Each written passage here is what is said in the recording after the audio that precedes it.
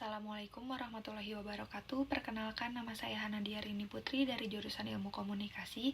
Di sini saya akan memaparkan jawaban tugas komunikasi organisasi yang studi kasusnya Boeing dan komunikasi organisasi dalam krisis kepemimpinan.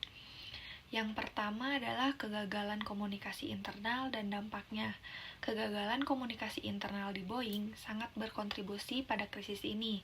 Komunikasi yang tidak efektif antara manajemen dan karyawan, serta antara berbagai departemen, menciptakan budaya yang lebih fokus pada kecepatan produksi dan keuntungan ketimbang keselamatan.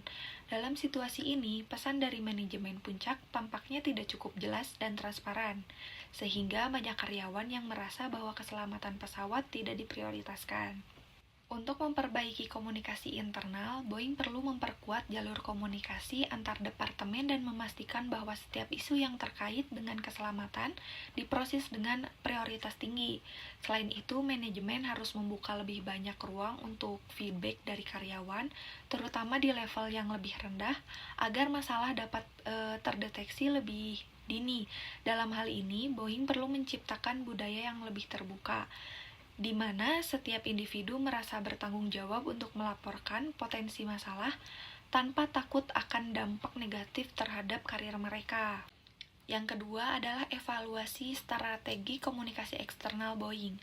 Selama krisis ini, pendekatan komunikasi eksternal Boeing terkesan defensif, kurang empati, dan lambat.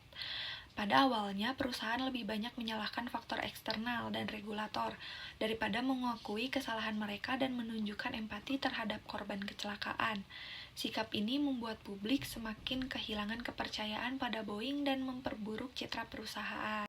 Untuk memperbaiki komunikasi eksternal, Boeing harus lebih transparan dan terbuka tentang penyebab kecelakaan dan langkah-langkah yang diambil untuk memperbaiki masalah teknis dari pesawat 737 MAX. Selain itu, komunikasi dengan media dan pihak regulator harus dilakukan lebih proaktif dan tidak terkesan defensif. Mengungkapkan niat untuk bekerja sama dengan regulator dan menunjukkan komitmen penuh terhadap keselamatan penumpang bisa membantu memperbaiki citra perusahaan di mata publik. Yang ketiga adalah pemimpin dan komunikasi dalam krisis. Dalam teori komunikasi organisasi, pemimpin berperan penting dalam menciptakan suasana yang transparan dan terbuka, serta membangun kepercayaan.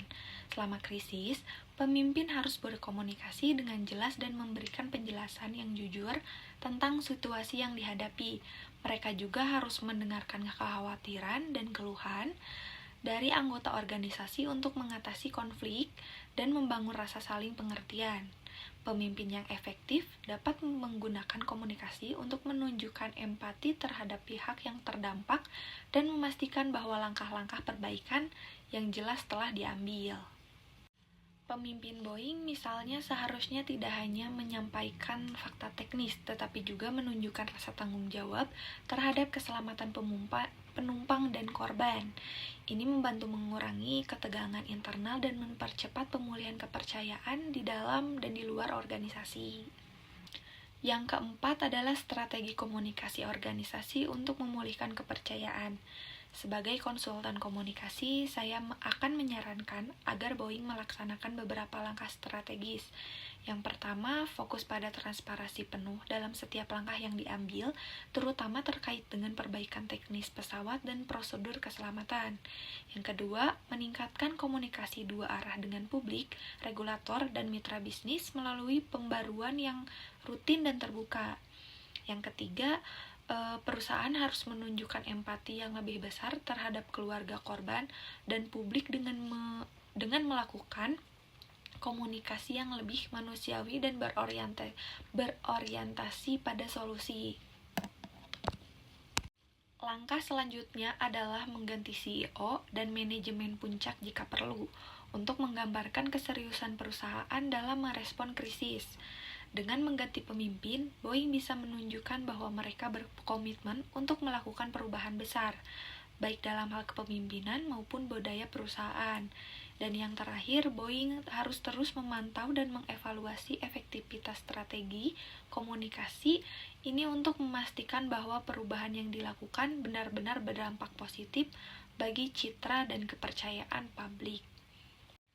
Sekian jawaban saya. Terima kasih atas perhatiannya. Wassalamualaikum warahmatullahi wabarakatuh.